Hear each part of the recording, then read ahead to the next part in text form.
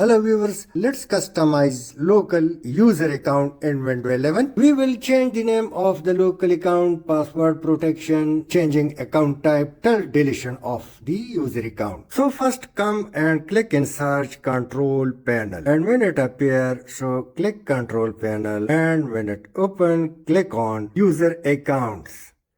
Now in user accounts, change your account type. If I click it, so I'm an administrator account. I can also make changes to it. However, let's back and now click manage another account. When you click it, so you will reach the local account, which is JQKhan007. Let me open it. First, let's change the name of the account. Click it and let me name it 777. The name has been changed. Now let's click create password. Second option, and it would be password protected. So 1 to 8, let me password it, and also let me write video info for password hint visible to anyone on this PC. Now click create password, and it's now password protected. Now the third option, change the account type. When you click it, so you can simply change the user account from standard to administrator, or you can reverse it. In case if I click administrator, change account type, and now user account has been assigned administrator privileges. And the last one, delete the account. Click it. Now three options appears: